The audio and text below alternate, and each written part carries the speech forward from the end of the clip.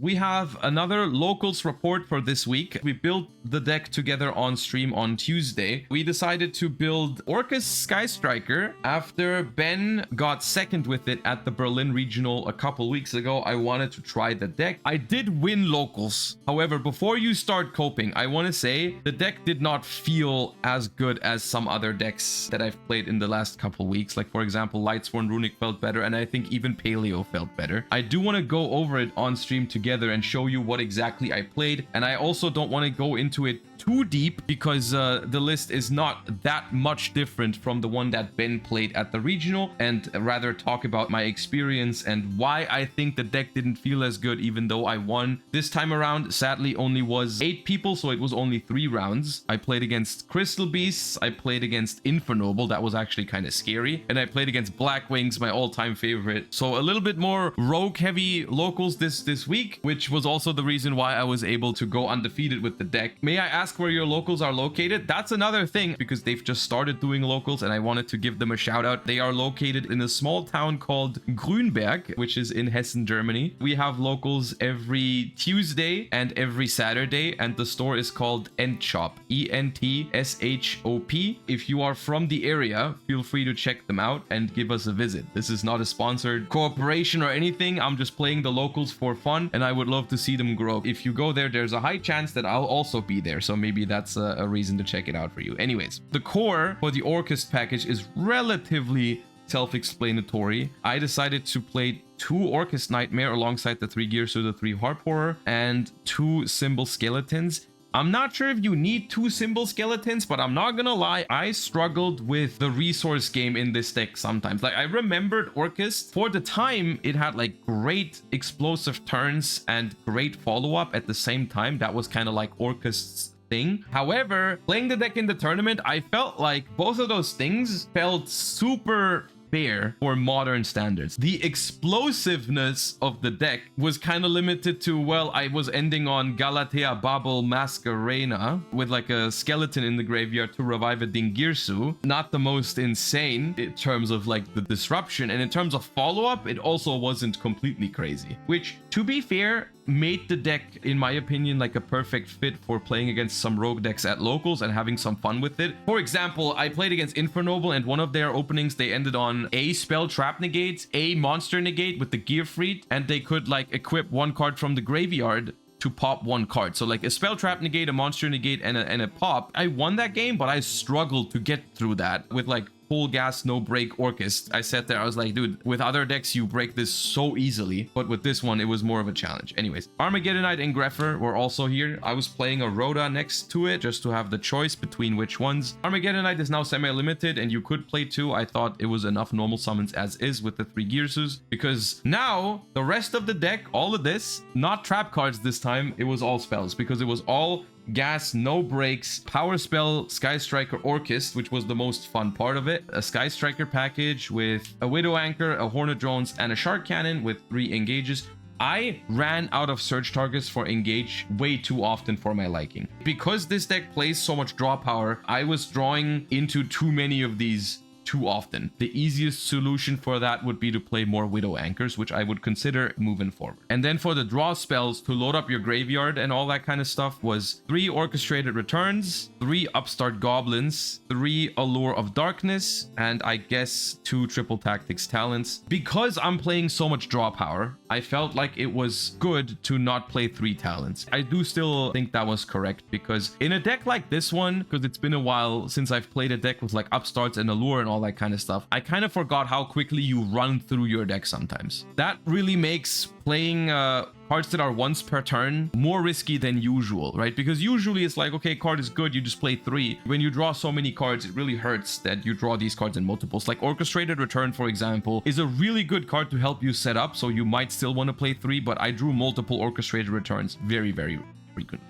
And then we have the one Orcus Crescendo, I suppose. Babel, no Crescendo. Crescendo is in my side deck because it's awful going second, and Babel is like the more powerful card for setting up plays on the opponent's turn, I felt like, rather than just having one crescendo. You could consider playing both because of what I just said. You have so much draw power that when you go first, you can probably consistently set up both because you just draw one of them and then you search the other. So you can maybe improve the power level of your end board. That might be solid, but I decided to side deck the crescendo for when I know that I can go first. We have a Foolish Burial, which acts as another extender slash starter, which is really good in this deck. 3 Forbidden Droplets, and I played 3 Forbidden Chalice. Now, this was another card that Ben played in his deck, and at first it seemed a little bit odd to me, but I decided to still give it a try, and looking back, I actually really liked Forbidden Chalice for a couple of reasons. It is a spell card, so it fuels your grave for engage, and it especially excels at one specific thing in this deck, and that is that Forbidden Chalice's impact on the game is relatively low. But the important thing is that it does something at pretty much every stage of the game, right?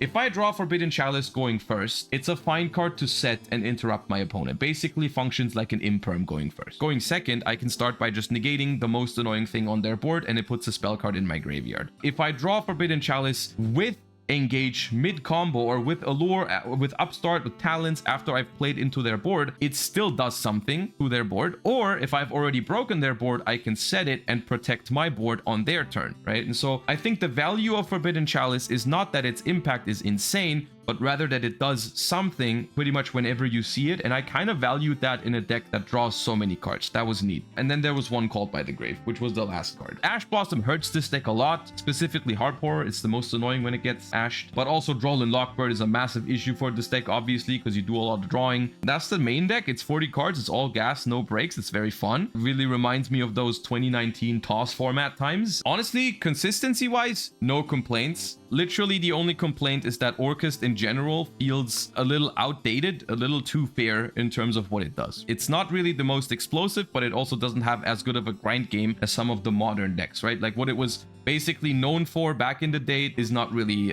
there anymore. Also, I didn't play this card. I just hate Orochi with a burning passion in a deck that is so resource oriented, because my board was always broken when people played into it, right? Like even something like Crystal Beast was able to break my board because the Orchest board just isn't that strong. The follow-up turns I struggled with. Maybe I didn't play it perfectly, probably didn't, but I struggled with follow-up sometimes and getting all my stuff back into the deck and back into the graveyard. And I can only imagine that getting a lot harder with Gizmek Orochi, but it's worth mentioning that the card is still good and would help with the little bit lower ceiling and sometimes having trouble to actually do enough damage, especially after Upstart Goblins. It's an option. For the extra deck, it's 2 Dingirsus and a Typhon. 2 Dingirsus I made very frequently, absolutely necessary. 2 Galateas. I honestly wish there was room to play a third. I feel like most of the cards in this extra deck have a merit though, but I did run out of Galateas sometimes. It's very tough to recycle Galateas. 1 Kagari for the Sky Striker package, then 1 Azalea, which is very good to make when you're locked into darks. I actually summoned this a bunch of times, but when you're not locked into darks, sometimes on follow-up turns, if your opponent doesn't quite break your board, you can start by making Azalea, pop one of their cards, and then turn it into a Kagari, and then get back like an Engage or something. SP and IP are core parts of your end boards. You very often end on IP Masquerena, and then on the opponent's turn, when Babel is up, you can like bring back a Dingirsu, send one of their cards, and then IP together with the Dingirsu into an SP. Barricade Borg blocker, which can help you get cards out of your hand. I never actually needed this. I never summoned it, but I can definitely see it coming up. You have Dark, you have Nightmare Unicorn as an alternative to SP. Sometimes when you play into a board, you summon the SP and then you still want to end on IP Masquerena to go into something meaningful. Long Girsu, which is actually a really good card still. Access Code Talker for easier OTKs when you're Dark Locked. The most annoying thing with Access Code Talker in this deck, it might be worse than Borrelsword Dragon in this specific deck actually. 99% of the time, you can only pop 1 card because you only play Darks. The only non-Dark is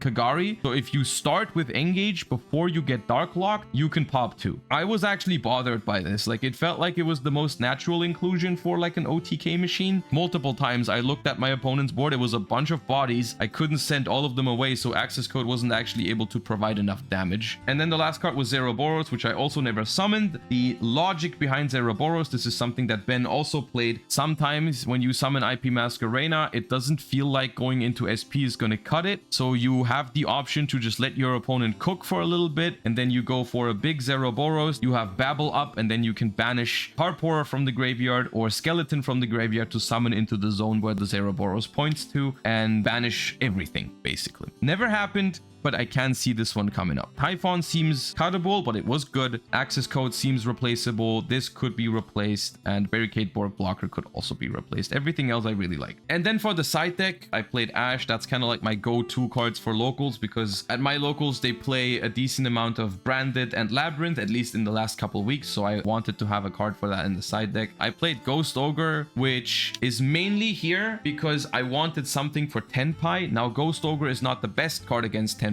but I wasn't sure if anyone was going to even play Tenpai at my locals, and spoilers, no one actually does it at the moment, but it's also useful against other decks. If you don't want to specifically tech for Tenpai, I think it's good to play some cards that are good against Tenpai, but also good against other matchups. And Ghost Ogre is one of those cards. And then I play Bystials. I side deck Bystials in almost all my decks at the moment in various numbers. Voiceless, Branded. I put these in against Blackwings. I even sided these in against Crystal Beast because you can banish one of their names that they only play one copy of. 2 Thrust with the exact same logic behind the talents in the main deck. I don't think you want 3 copies of these cards, but if you play 2 and 2, you have a very high chance of still seeing them with all the draw power in the deck. This card is phenomenal in this deck because it can grab Engage, Foolish. If you need a guaranteed extender, it can grab Orchestrated Return to get stuff out of your hands. I sided one Afterburner, all the draw power, Engage, and Thrust. You are basically guaranteed to have a way to deal with something like a Skill Drain, and one Herald of the Abyss just in case anyone was playing Pearly. No one did. And then one D-Barrier, which basically makes it so even though nothing is really here only for Tenpai, I can side Ghost Ogre, Thrust, and Barrier against Tenpai. And then the Crescendo, like I said earlier.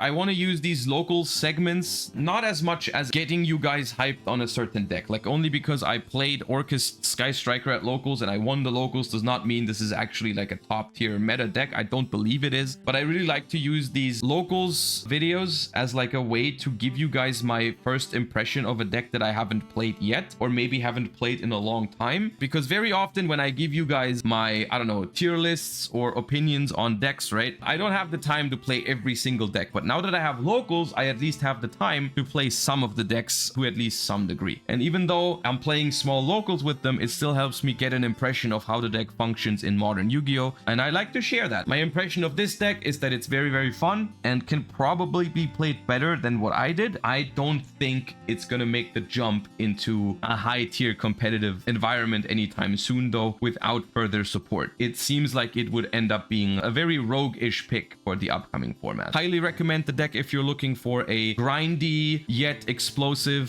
fun rogue deck, but don't expect more than that out of it. Let me know what you think down below. Also, let me know what kind of other decks I should try at locals in the future and give you guys my impression on. I have a bunch of deck cores on my desk already that I'm going to take a look at eventually. I'm always open for suggestions. If you're watching on YouTube, thank you guys for watching first and foremost. And if you've enjoyed it, make sure to like, comment, subscribe, all the good stuff. Thank you for all the support. Have a great rest of your day.